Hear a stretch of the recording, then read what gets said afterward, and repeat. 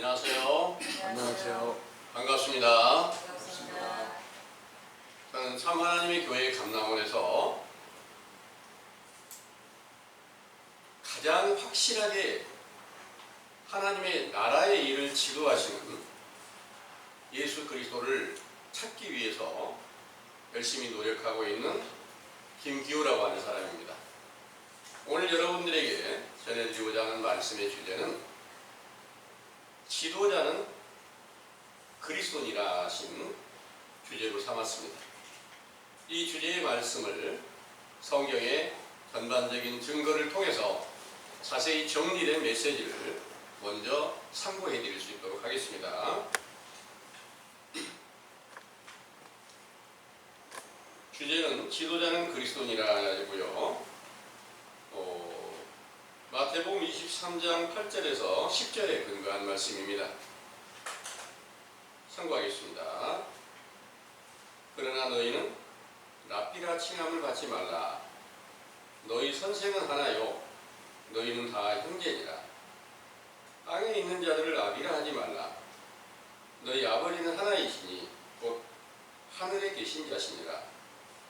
또한 지도자라 칭함을 받지 말라. 너희 지도자는 하나이니 곧 그리스도니라. 아멘. 내용을 참고하겠습니다.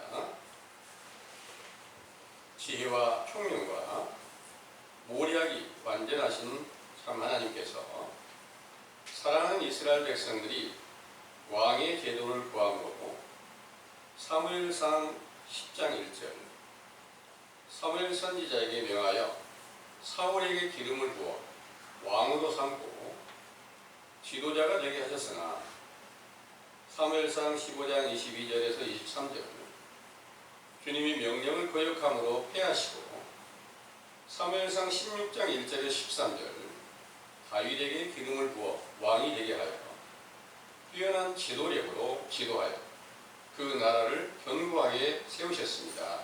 이때 시편 25편 5절 다윗이 주의 진리로 나를 지도하시고 교훈하시기를 간청하였으므로 다윗의 주는 시편 110편 1절 내 주라고 칭한 그리스도시며 예수께서 제 속한 인자로 나타내셨을 때를 다윗과 같은 왕으로 비유하시고 로마서 1장 3절에서 4절 부활하여 신령한 육체로 나타나셨을 때를 하나님의 아들 그리스도로 인정되셨다고 말씀하셨지요. 그러므로 인자로 나타내신 예수님은 빌립보서 2장 5절에서 11절 하나님 본체시며 그리스도시지만 자신을 낮추어 모든 사람들의 죄를 담당하는 종처럼 나타내요.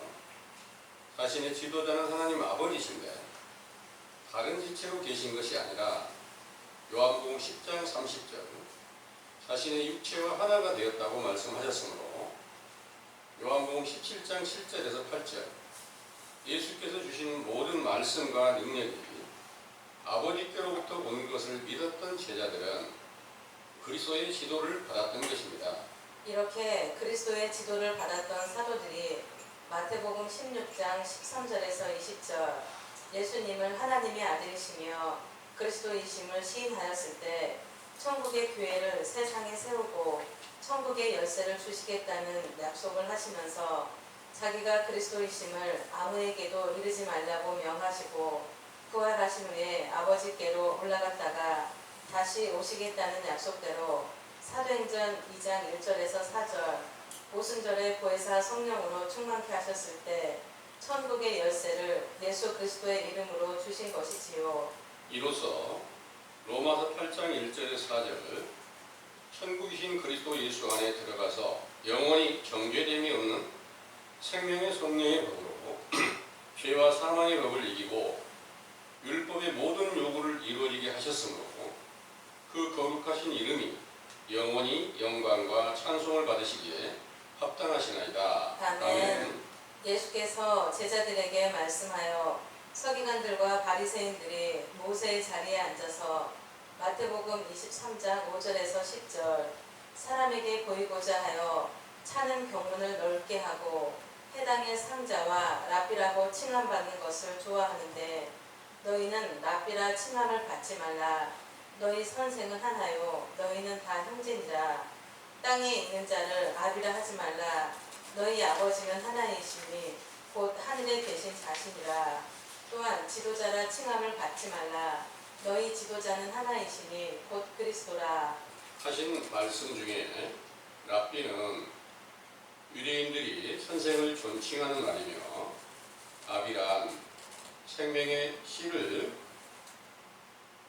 주신 아버지의 줄임말이며 지도자는 교훈을 베풀어 나아갈 길을 인도하는 자로서 선생이나 아비는 소수에게 덕을 끼치는 자라고 보지만 이보다 폭넓게 나라를 다스리는 왕과 많은 무리가 나아갈 길을 인도하는 자를 지도자라고 칭하는 것이죠. 상기의 증거로 보아 온 유대 백성들이 외식과 불법한 거짓말에 미혹이 되어 심판을 받고 모든 영혼이 사망에 속하였을 때 진실한 천국의 복음을 교훈으로 베푸시는 선생님으로 사망에 속한 자들의 생명을 살리는 씨를 밭에 뿌리는 아비로 시편 23편 1절에서 4절 영혼을 소생시키시고 의의 길로 인도하시며 모든 성경을 완전케 하신 지도자는 예수 그리스도이십니다.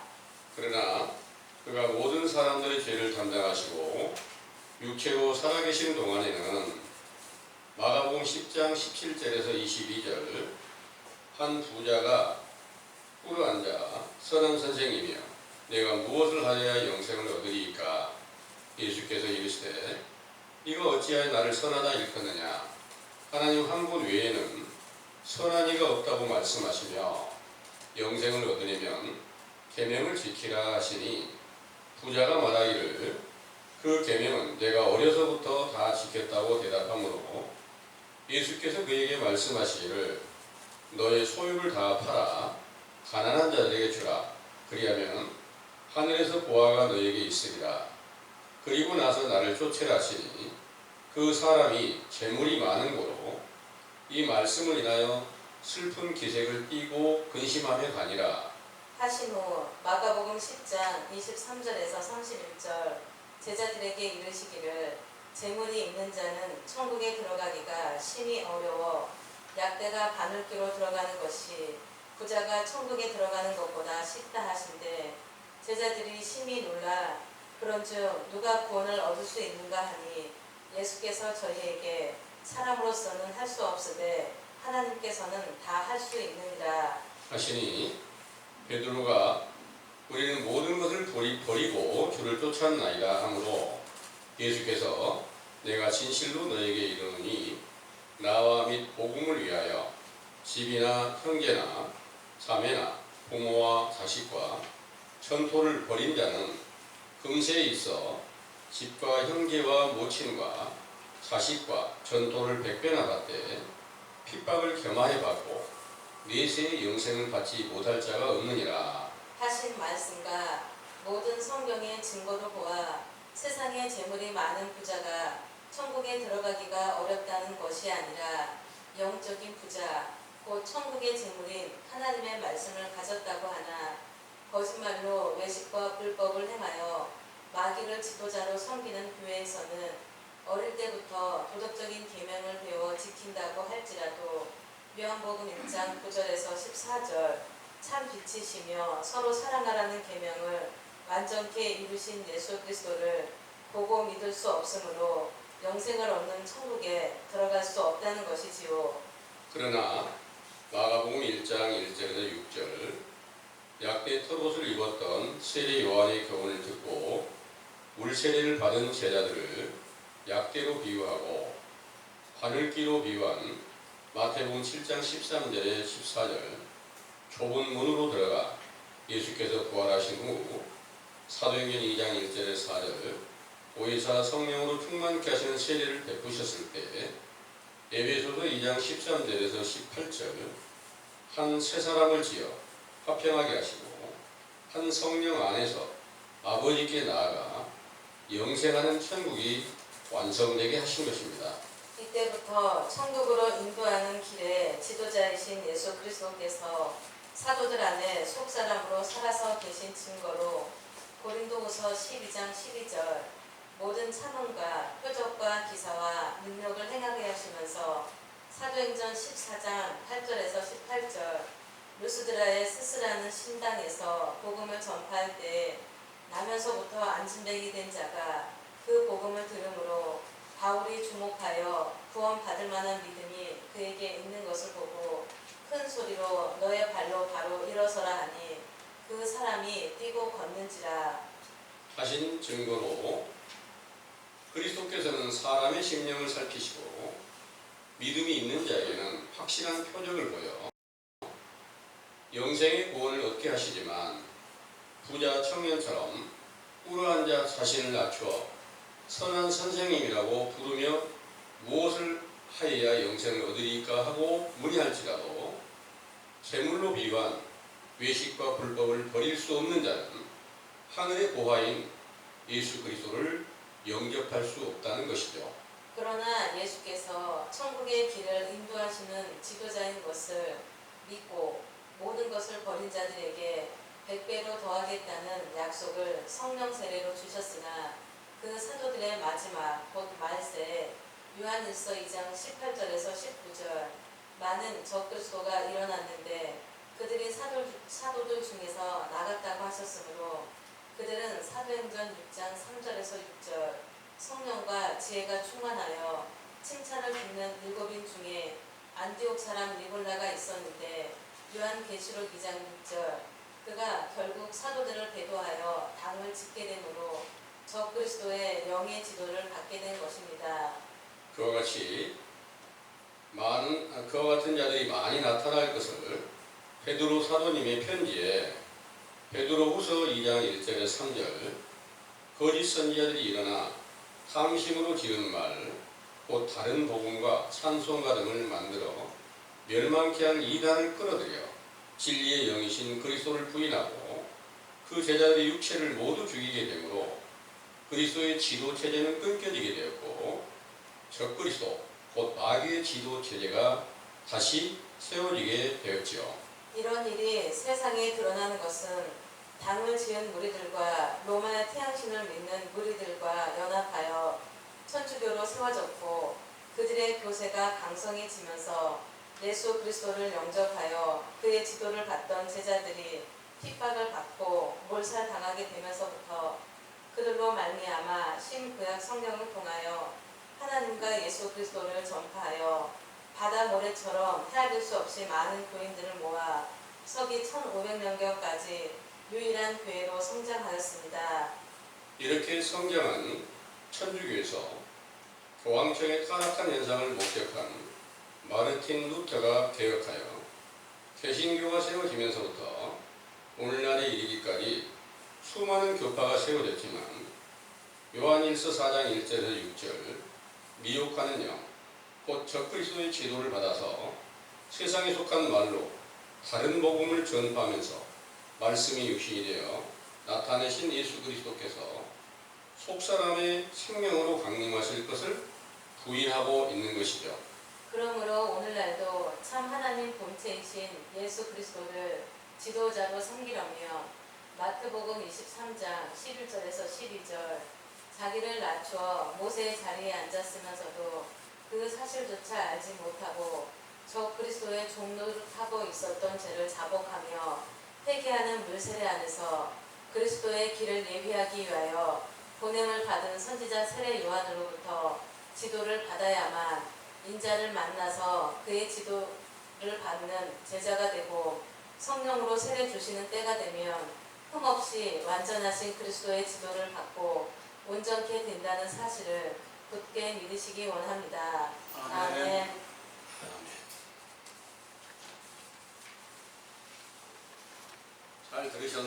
잘 들으셨죠? 아멘. 이렇게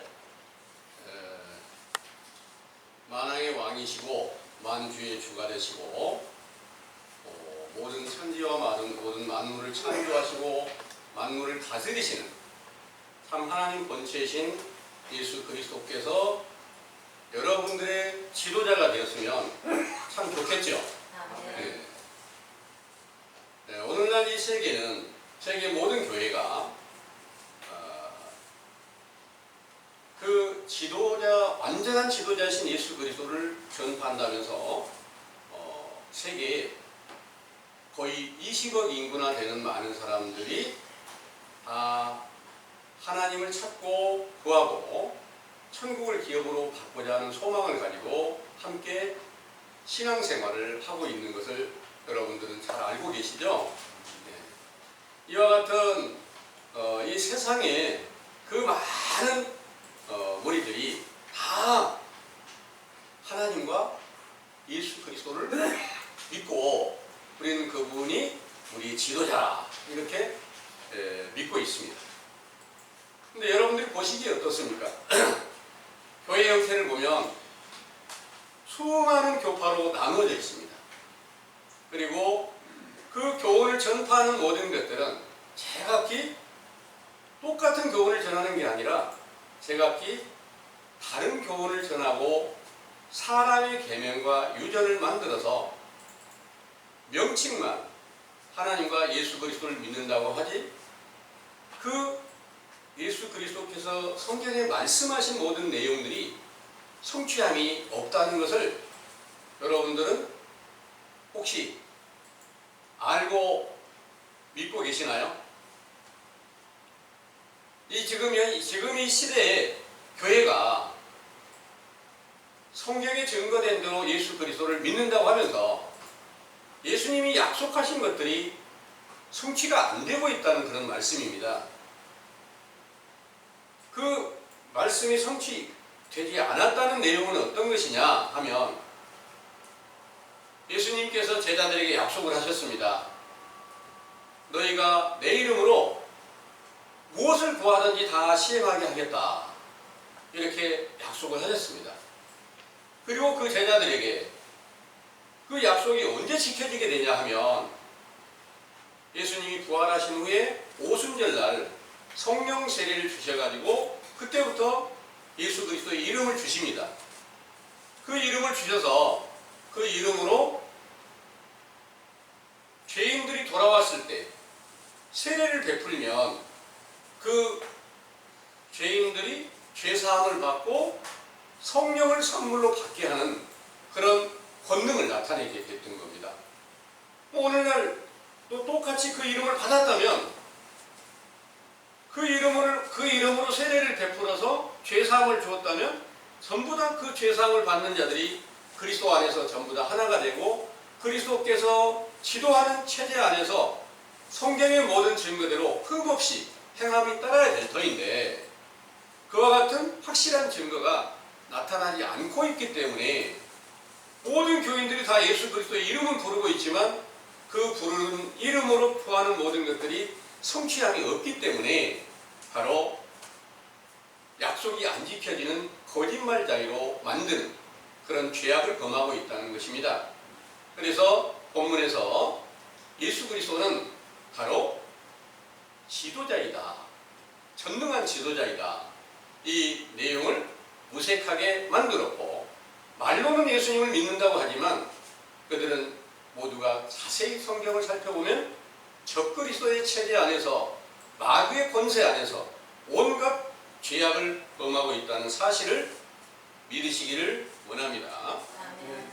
이 사실을 우리가 성경의 증거로 바르게 깨닫고 이제 다시 회개하여 죄사함을 얻고 우리가 그 지도자를 만나서 우리의 영혼이 잘되고 천국을 기업으로 받고 또 사도들처럼 세상에서 사망에 속한 자를 생명으로 옮겨주고 양식이 없는 자들에게 영혼의 양식을 공급해주고 헐벗은 자들을 입혀주고 이렇게 하고자 원하는데 우리가 아직 그런 일에 능하지 못하고 아직 우리가 예수 그리스도의 이름을 받지 못하는 그런 죄악 중에 머물러 있다는 사실을 이제 처음으로 확실한 성경의 증거들을 통해서 우리의 죄와 허물을 분별하고 회개할 수 있는 길을 열어주신 것은 바로 신약시대에 예수님이 오실 길을 준비하는 선지자 세례 요한의 때에 속한 물세례 교훈으로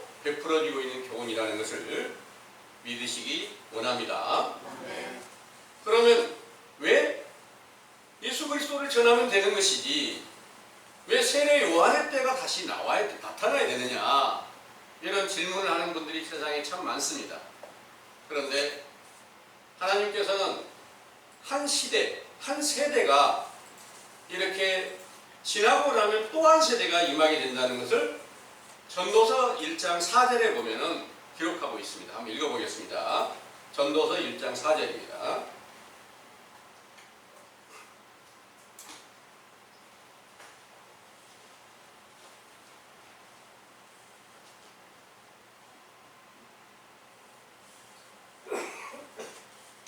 한 세대는 가고 한 세대는 오되 땅은 영원히 있도다. 아멘. 아멘.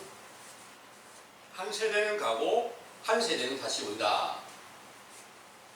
실제로 한 세대 그러면 어떤 것을 말할까요? 지금 우리 조상님들로부터 이제 제가 태어났어요. 그러면 육신의 한 세대는 우리 조상님들이, 우리 부모님들이 한 세대라고 볼 수가 있고요. 제가 또 자식을 낳았으면 내가 또 한 세대라고 볼 수가 있고, 그 후대가 또 한 세대라고 볼 수 있잖아요. 그런데 이 성경의 한 세대는 바로 육신의 일을 말하는 게 아니거든요. 그래서 하나님의 모든 말씀대로 모든 영혼이 다 멸망한 상태, 사망에 속한 상태에서 다시 세상을 사랑하시고 독생자를 주어서 그 독생자로 말미암아서 사망에서 생명으로 옮겨지게 하는 이런, 예수님께서 이 땅에 오셔가지고 사도들에게 성령으로 충만하게 하셔서 그 사도들이 사망에 있는 자를 생명으로 옮겨주시는 때까지를 바로 한 세대라고 비유를 하신 줄을 믿으시기 바랍니다. 아멘. 그러면 그 한 세대가, 영적인 한 세대가 시작이 되는 때가 언제였냐면, 지금 본문에서 말씀하실 때, 본문에서 마태복음 23장의 말씀에 다시 한번 읽어볼게요. 1절에서 2절까지, 3절까지 한번 읽어보겠습니다. 4절까지 읽어보겠습니다. 이에 예수께서 무리와 제자들에게 말씀하여 가라사대 서기관들과 바리새인들이 모세의 자리에 앉았으니 그러므로 무엇이든지 저희의 말하는 바는 행하고 지키되 저희의 하는 행위는 본받지 말라. 저희는 말만 하고 행치 아니하며 또 무거운 짐을 묶어 사람의 어깨에 지우되 자기는 이것을 한 손가락으로도 움직이려 하지 아니하며. 아멘. 아멘. 여기에 서기관들과 바리새인들이 모세의 자리에 앉았다 그랬습니다. 이 모세의 자리에 앉아 있는 게 뭐냐? 모세는 하나님의 율법을 받아서 창세기서부터 여호수아까지 오경이라고 하는, 모세 오경이라고 하는 성경을 하나님께서 기록하게 하셨습니다. 그리고 그 모세의 모든 증거들을 통해서 이제 이스라엘 백성들이 하나님을 믿을 수 있도록 인도하셨습니다. 그래서 모세가 이제 하나님 나라의 법이다, 율법이다 이렇게 말씀하시고 있습니다. 그 모세 자리에 앉았다는 말은 그 외식하는 유대인들이 우리는 하나님의 법을 잘 지키고 있다, 이렇게 말하고 있었던 것입니다. 당연히 세상 모든 나라들은 성경과 전혀 상관없는 삶을 살아가고 있는데, 유대인들은 구약 성경을 통해서 하나님을 우리가 믿고 하나님을 택하신 백성이다, 우리는 아브라함의 후손이다 이렇게 자랑하고 믿고 있었습니다. 그런데 예수님께서 오셔서 너희는 다 모세의 자리에 앉았는데 그들이 말하는 바는 행하고 그 행위는 따르지 마라 그랬어요. 그들의 말은 성경을 읽고 있는 말을 말씀하시고 있습니다. 성경에 말씀하는 바는 반드시 너희들이 그것을 따라야 되겠지만 그 말을 거짓말로 만든 그 행위를 따르면 안 되겠죠.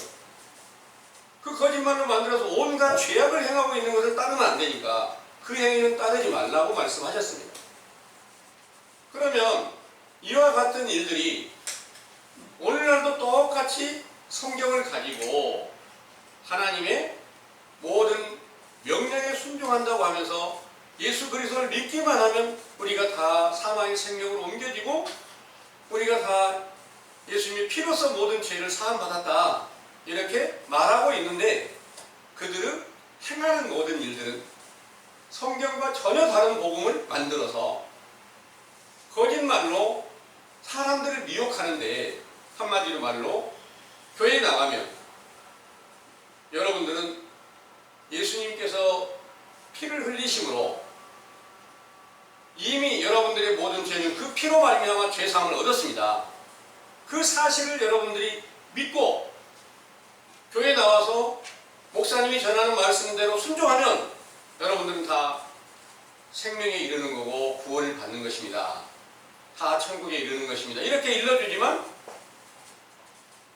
성경을 자세히 보면 전혀 합당치 않는 그런 외식과 불법한 교훈으로 외식하는 서기관들과 바리새인들과 동일한 자리에 있다는 것을 처음 제가 발견할 수 있게 해주셨습니다.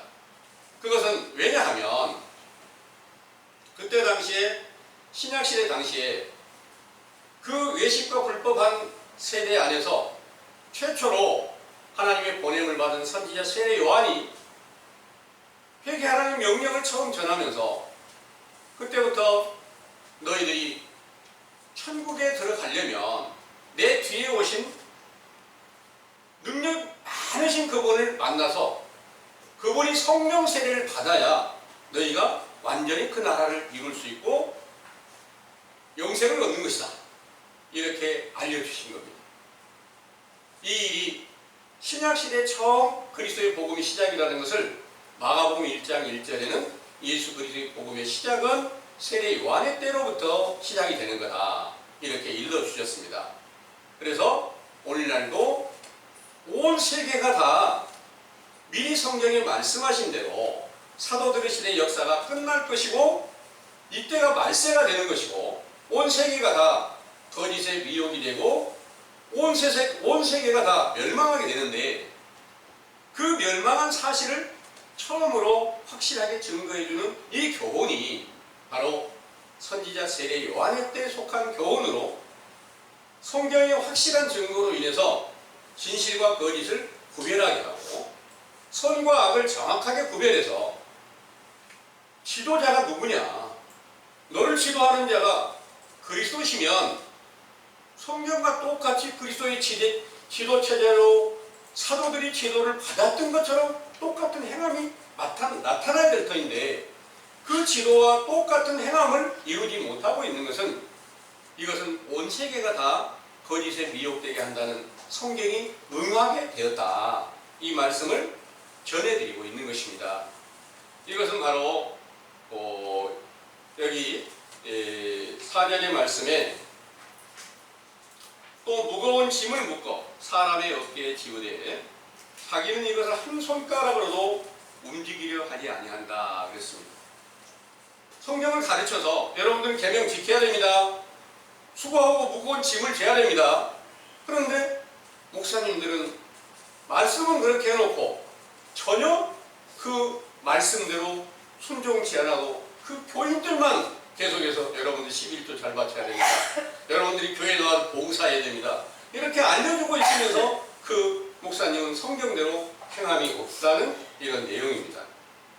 또 5절의 말씀에 저희 모든 행위를 사람에게 보이고자 하여 하나니 그렇습니다. 그들은 어떻게든 하나님께 잘 보이려는 게 아니라 사람들에게 잘 보이려는 노력을 하고 있다는 그런 말씀입니다. 그것도 같아요. 오늘날도 또 그 차는 경문을 넓게 한다 그랬습니다. 이 경문이 뭔가 하면 성경의 지식도 당연히 경문입니다. 그런데 세상에 어떤 많은 사람들이 추구하고 있는 명예를 추구하고 내가 어떤 신학을 나왔어, 미국의 하버드대를 나오고 어떤 신학을 했어, 어떤 과정에서 박사학위를 내가 받은 거야, 이런 모든 것들이 이제 경문을 크게 넓힌 것이라 이렇게 볼 수가 있습니다. 이런 모든 일로 경문을 넓히고 있는데 예수님 사도들의 증거들을 보면 사도들은 어디 학교 가서 공부를 하고 어떤 유명한 대학교 가서 박사학위를 받고 이런 게 아니고 예수님께서 전해주는 교훈을 듣고 믿으니까 예수님께서 부활하심으로 성령 세례를 주니까 사도로 택함을 받은 겁니다. 그래서 세상의 어떤 경문을 넓힌 것이 아니라 오직 하나님의 나라에서 완전케 하신 그리스도의 복음을 받았고 그리스도께서 함께 살아계시니까 그 그리스도의 지도를 받아서 흠없이 그리스도를 자랑했다는 것을 이해하시기를 원합니다. 또 6절의 말씀에 그 다음에 이제 옷술을 크게 한다 그런 말씀하셨죠. 옷술을 크게 한다. 옷술이 뭘까요? 여러분들이 이제 옷을 입고 무대에 예를 들어서 가수라든지 유명한 분이 나왔을 때 아주 아름답게 꾸미기 위해서 여러 가지 뭐 수술이라고 하는 이런 그 장식을 하고 오는 거 있잖아요. 이런 것처럼 이제 옷술을 꾸민다 이렇게 말씀한 실제로는 그런데 영적으로 옷술을 꾸민다는 게 어떤 것이냐면 영적인 옷은 바로 하나님의 말씀 안에서 행하는 일을 말씀하시는 거예요. 그럼 내가 어떤 행위를 하고 있다.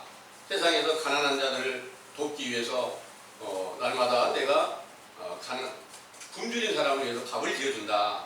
또 고아원을 설치해가지고 그 고아 같이 어렵고 힘든 사람들을 도와주고 있다.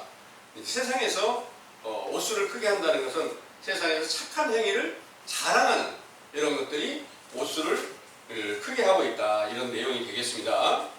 그리고 6절의 잔치의 상석과 회당의 상자와 시장에서 문안받는 것과 사람에게 랍비라 칭함을 받는 것을 좋아한다 그랬습니다.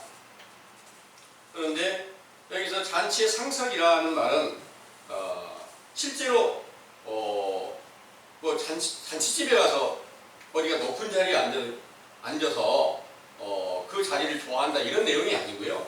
실제로 결혼식장에 간다고 같은 자리에 있는 것이지 목사님이라고 해서 위에 앉으시라고 이렇게 하는 것은 없잖아요.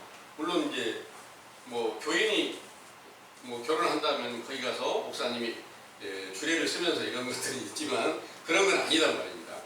영적인 잔치는 어떤 잔치냐 하면 천국에 복음을 전한다고 하고 예배를 드리는 것이 천국 잔치로 비유를 합니다.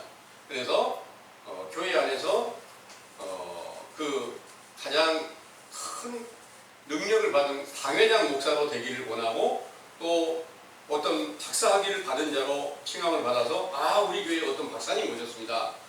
이렇게 칭하는 이런 것들이 바로 잔치의 상석에 앉은 것 이런 것들을 이제 비유를 하고 있단 말입니다. 그래서 오늘날 예로 보면 큰 교회에서 대형 교회에서 세습 문제로 이렇게 큰 분란이 일어나는 거 보시잖아요. 그러면 그 이제 목사님 밑에는 부목사들도 있고 여러 이제 전도자들도 있고 많은 그 교훈을 따라서 교인들이 전부 다 안전하게 이렇게 신앙생활을 할 수 있도록 도와주는 사람들이 있잖아요. 근데 그 밑에 부목사는 우리 목사님이 연세 많아지고 또 돌아가시지 않더라도 연세가 많아지면 이제 은퇴하실 터이고 그리고 나면 내가 그 자리에 들어가야지 이런 확실한 목표를 가지고 있어요. 그런데 자기 아들을 세워서 이렇게 세습을 한다고 하면은 그 일을 못 하잖아요. 그러다 보니까 결국 이제 그 교회가 마치 전쟁이 일어나는 것처럼 이런 일이 이제 벌어지게 되잖아요. 이런 모든 것들이 바로 여기서 이제 잔치에서 좋은 자리 시장에서 잔치에서 상석을 앉기를 원한다. 이런 내용이 되겠고요. 또 회당의 상자와 그랬습니다. 똑같은 내용입니다. 그리고 시장에서 문안받는다 그랬습니다. 시장에서 문안받는다는 내용은 실제로 어디 시장 가서 이거 위대하신 목사님 오셨네 이렇게 그거 받기를 원한다는 게 아니라 영적인 시장은 하나님의 복음을 전하는 곳을 영적인 시장이라고 말씀하시고 있습니다. 그래서 복음을 팔고 사는 것인데 여러분들은 지금 제가 전하는 말씀을 사가고 있고 또 저는 팔고 있고 이런 비유가 돼 있어요. 그런데 가장 큰 시장이 어디냐? 뭐 기독교 방송이라든지 뭐 평화 방송이라든지 이런 데가 이제 큰 시장입니다. 그래서 그 시장에서 방송국 하나 설치해가지고 그분이 말씀하시는 거 참 은혜스럽고 좋은 말씀이야 하고 많은 사람들이 그렇게 따르면 시장에서 문안받는 그런 일로 비유를 하고 있습니다. 그래서 이런 모든 일이 오늘날도 똑같이 외식하는 유대인들과 똑같이 행하고 있고요. 그 가운데 사람들에게서 랍비라 칭함을 받는 것을 원한다.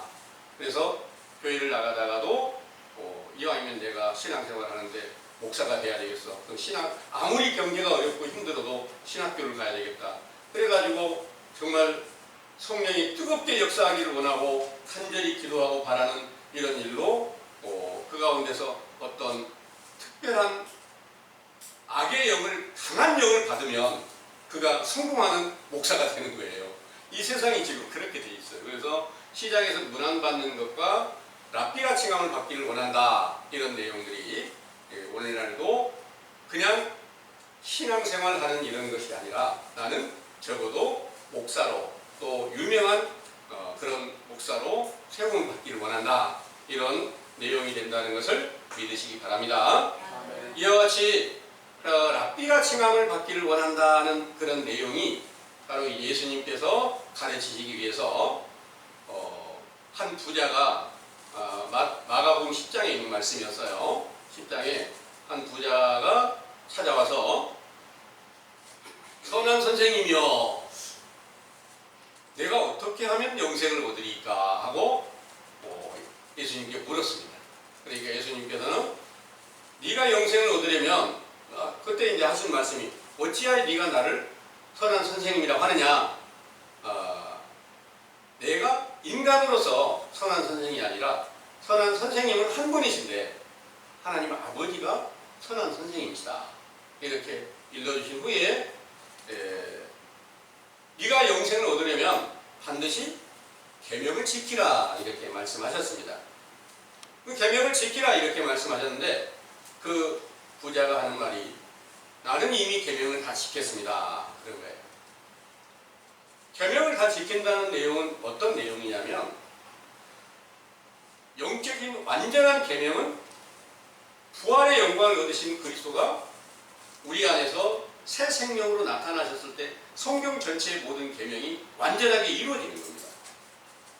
그런데 예수님께서 바깥에 계속 한 자로 계시고 그 가정에서 계시면서 많은 표적과 기사와 능력을 행하시는 걸 보고 이분이 바로 우리가 기다리는 그리스도 맞는가 보다. 그럼 그분한테 가서 어떻게 하면 영생을 얻겠는가 한번 물어봐야겠다. 이렇게 가서 이제 찾아왔는데 계명을 지키라고 그러니까 나 계명 다 지켰다 이렇게 말하니까 예수님께서는 그러면 네가 가지고 있는 모든 소유를 다 팔아서 가난한 자에게 주라. 여기 교회 갖다 바치라 이런 게 아니에요. 가난한 자에게 주라 그런 거예요. 그러니까 소유가 너무 많으니까 예수님을 떠나서 자기 길로 갔다 이런 내용입니다. 이렇게 말씀하셨는데 예수님께서는 그 부자가 왔을 때부터 무엇을 가지고 있는지 다 무슨 생각을 가지고 있는지 어떻게 행할 것인지 다 알고 계시는 그리스도세요. 그리스도는 사람의 심령에 무슨 생각을 가지고 있는지 확실하게 보고 계시는 하나님이시다는 거예요. 하나님께서는 모든 걸 다 사람의 심령을 감찰하시고 있고 살피시고 있다는 겁니다. 그래서 그를 이미 다 살피고 너는 지금 와서 나를 시험한 후에 다시 돌아갈 자다.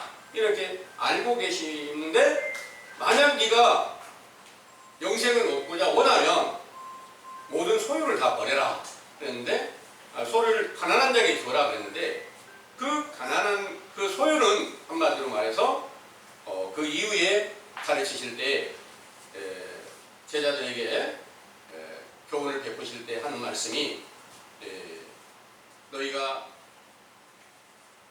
나와 하나님을 위해서 집도 버리고 전토도 버리고 또 형제 자매도 버리고 부모도 버리고 자식도 버리고 모든 것을 다 버리고 오면 내가 100배나 더 주겠다. 이렇게 약속을 하세요.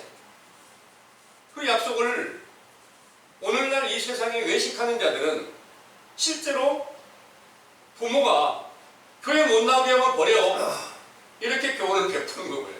집 떠나야 되잖아, 그러면. 이렇게, 그럼 교회 오면 다 하나님께 해결해 주셔. 이렇게 알려주는데, 실제로 버리고 온다고 해서 부모 100명 더 줄 수 있을까요? 그건 아니잖아요. 자식을 100명 더 주거나 뭐 이런 거 아니잖아요. 이런 모든 것들이 다 영적인 비유라는 거죠. 그래서 모든 재물을 다 버리고 와라. 너 소유를 팔아서 가난한 자에게 주어라 하는 내용은 지금까지 네가 계명을 알고 있다고 하는, 지키고 있다고 하는 이런 모든 내용이 외식하는 자들에게서 배웠으니까 그 외식하는 자들에게서 배웠던 모든 것들을 버리고 내게로 오면 내가 반드시 너희를 하늘의 보화가 내려져서 영생을 얻게 해줄 것이다. 이 약속을 하신 줄을 믿으시기 바랍니다. 예. 이와 같은 일들이 이제 확실한 증거로 알려주시려고 제자들에게 말씀하셨습니다. 부자는 천국에 들어가기가 얼마나 어렵다? 약대가 바늘기로 들어가는 것만큼 어렵다. 이렇게 말씀하셨습니다. 부자가 천국에 들어가기가 어려운데, 그렇게 어려운데 제자들이 말씀하실 때 그러면 누가 그 천국을 들어갈 수 있겠습니까? 약대가 하늘길로 어떻게 들어갑니까? 이건 도저히 상상할 수 없는 일이기 때문에 우리는 이것을 받아들일 수 있는 그런 입장이 못 됩니다. 어떻게 사람이 그런 일을 할 수가 있겠습니까? 하는데 예수님은 하나님께서는 다 하실 수 있느니라 이렇게 말씀하셨습니다. 하나님께서 어떻게 하실까요? 자세히 살펴보니까 선지자 세례 요한이 약대 털옷을 입고 있어요. 약대 털옷을 입었어요. 근데 오늘날 이 세상에 외식하는 교회 목자들이 그 교훈을 전하는 것은 선지자 세례 요한이 광야에서 외치는 자의 소리라 그랬는데, 광야에 가서 외치려면 얼마나 춥고 얼마나 힘들겠느냐, 얼마나 춥겠느냐. 그러니까 거기서 약대 털옷을 입어야 제일 따뜻하지. 그렇기 때문에 약대 털옷을 입은 거야. 이렇게 알려줍니다. 그런데 그 약대 털옷이라는 게 엄청난 비밀이 담겨져 있습니다. 약대 털옷은 바로 선지자 세례 요한이 입었던 약대 털옷은 부정한 짐승의 옷을 입은 건데요. 선지자 세례 요한이 태어나는 것은 태어날 때부터 성령이 충만했으니까 예수님께서 세례 요한에 대해서 말씀하실 때 세례 요한은 의의 도로 왔다. 의인이다 그런 말입니다. 근데 세례 요한이 맡은 일은 죄인들 중에 들어가서 회개하라는 명령을 전해야 됩니다. 회개하라는 명령을 전하려다 보니까 성경이 율법적으로 율법의 민수기에서 보면 민수기 6장에서 보면 의인은 절대로 죄인들 중에 들어갈 수가 없다. 부정한 자들 가운데 들어갈 수가 없다. 만약 부모 형제가 죽었다고 할지라도 거기 들어갈 수가 없다. 이렇게 엄청난 규례가 정해져 있다는 거예요. 그렇기 때문에 세례 요한은 의인으로서 죄인의 옷을 입고 죄인들에게 들어가서 회개하라는 명령을 전해야 되기 때문에 바로 약대 털옷을 입었던 거예요. 그 약대 털옷을 입은 것은 바로 예수님도 그 세례를 받으니까, 세례 요한의 세례를 받으니까 예수님도 원래 성령으로 잉태되어 탄생했으니까 의인이라 율법대로는 죄인들에게 가서 회개하라는 명령을 전할 수가 없어요. 예수님도 모든 사람들의 죄를 감당하시기 위해서 죄인의 옷을 입었다 그러잖아요. 죄인의 옷을 입어야 되니까 세례 요한에게 세례를 받아야 죄인의 옷을 입는 거예요. 그래서 선지자 세례 요한의 세례를 받으면 약대 털옷을 입는 거예요. 그러면 영적으로 약대 약대가 되는 겁니다.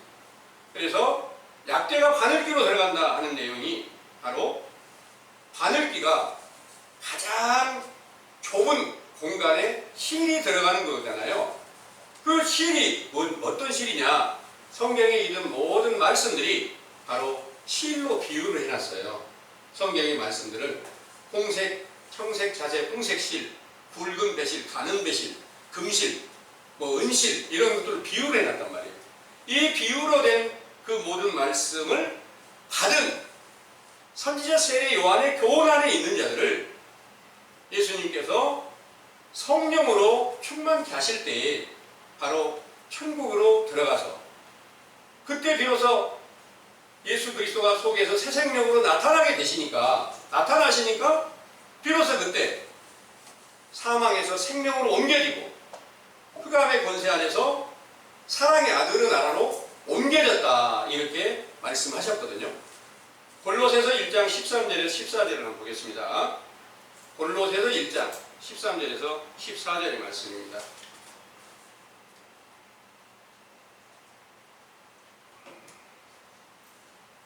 그가 우리를 흑암의 권세에서 건져내사 그의 사랑의 아들의 나라로 옮기셨으니 그 아들 안에서 우리가 구속 곧 제사함을 얻었도다.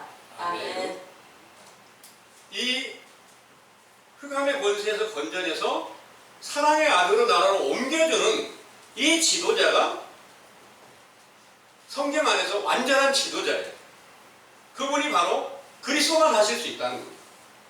그래서 그 그리스도를 우리가 찾으려면 반드시 오늘날도 선지자 세례 요한에 대해서 여러분들이 물로 세례 베푸는 교훈을 듣고 죄인의 과연 죄에 속하여 있다는 사실을 인정하게 돼야 되는데 지금 본문에서 말씀하신 것처럼 우리는 알지 못한 상태에서 외식과 불법한 거짓된 교훈 안에서 미혹이 돼가지고 육신의 생각대로 하나님과 원수된 가운데 속하여 있다는 사실을 알고 하나님과 원수가 마귀고 뱀이고 용이고 이렇게 비유가 되어 있는데 그 안에 미혹된 사실을 우리가 확실하게 인정하고 이 안에서부터 진정으로 회개하는 길이 바로 약대 털옷을 입고 다시 바늘귀로 비유한 그 천국 문으로 들어갈 수 있는 길이 열리게 된다는 사실을 굳게 믿으시기를 원합니다.